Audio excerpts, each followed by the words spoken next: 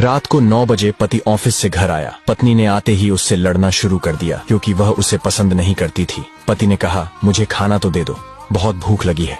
पत्नी बोली, खुद जाकर खा लो, मुझे नींद आ रही है। पति चुपचाप सुनता रहा और पत्नी पूरी रात उससे लड़ती रही। जब सुबह हुई तो पति ने कहा, मुझे नाश्ता तो दे दो। पत्नी ने गुस्से में कहा, मैं तुझसे तंग आ गई हूँ, भगवान करे तू मर जाए। पति कुछ नहीं बोला और चुपचाप ऑफिस चला गया। पत्नी अपने बच्चों को स्कूल से लेकर वापस आ ही रही थी तो उसने देखा घर के सामने भीड़ लगी हुई थी।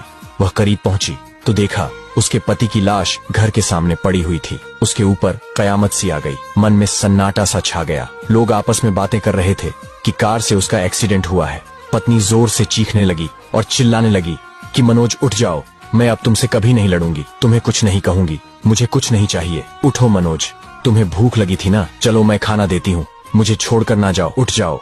लेकिन मनोज कैसे उठता, उसे तो उसकी बद्दुआ ने मार दिया था। मनोज के जाने के बाद पत्नी को दुनिया के रंग नजर आने लगे, रिश्ते बदलते दिखने लगे, उसके अपने उससे मुंह मोड़ने लगे, दुनिया के लोग उसे गंदी नजरों से देखने लगे।